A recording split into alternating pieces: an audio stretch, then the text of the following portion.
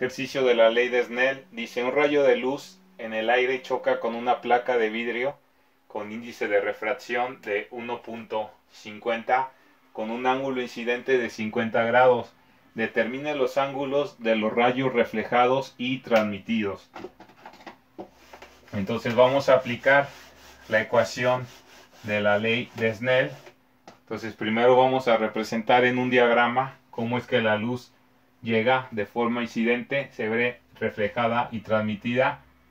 Entonces tenemos dos medios, aquí tenemos el aire y aquí tenemos vidrio. Entonces un rayo de luz llega hasta el material. Ahí vamos a trazar una línea normal.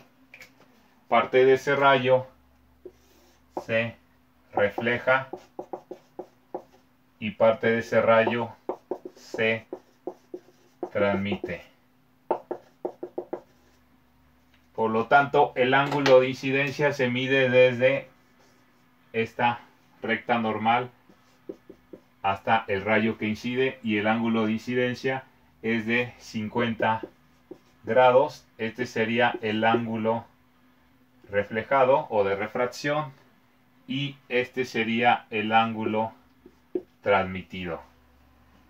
Además nos dan el índice de refracción del vidrio, que dijimos que es de 1.50, y el índice de refracción del aire es 1.0 o 1. Así que nos piden calcular el ángulo reflejado y el ángulo de transmisión. Entonces aplicamos la ley de Snell. La ley de Snell es una ecuación que me dice que el índice de refracción del material de incidencia por el seno del ángulo incidente va a ser igual al índice de refracción del material donde se transmite por el seno del ángulo transmitido. Y nosotros queremos calcular el ángulo transmitido, por lo tanto yo la voy a conmutar, y esto es nt seno del ángulo t es igual a ni seno del ángulo i. Como queremos encontrar el ángulo de transmisión, vamos a despejar, y n de transmisión va a pasar dividiendo del lado derecho de la ecuación, y entonces seno del ángulo de transmisión es ángulo de incidencia, seno del ángulo de incidencia entre n sub t o nt.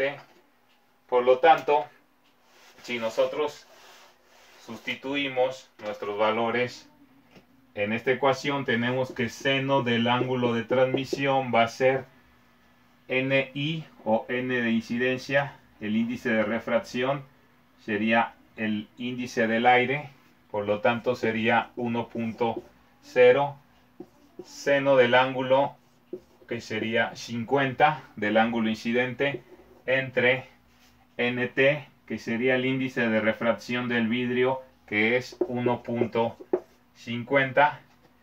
Por lo tanto, esto me quedaría 1 por seno de 50, y sería seno de 50 entre 1.5.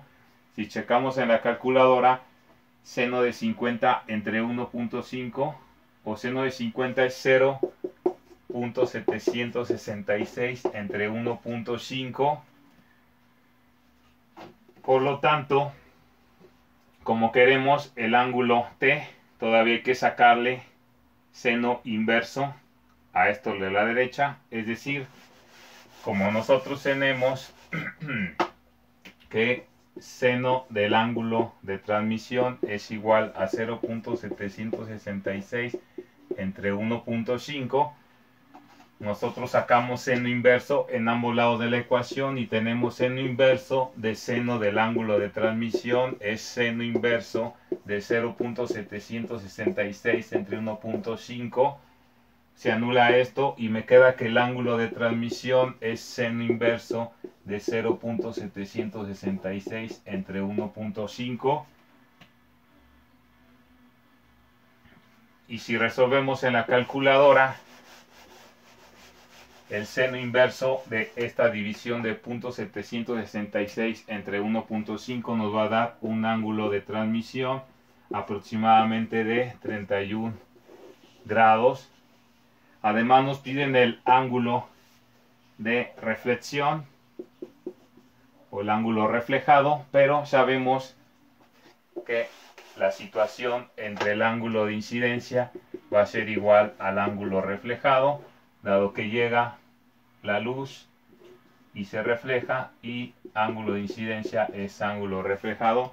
Por lo tanto, el ángulo reflejado va a ser igual a 50 grados. Entonces, ángulo de transmisión 31 y ángulo reflejado 50 grados.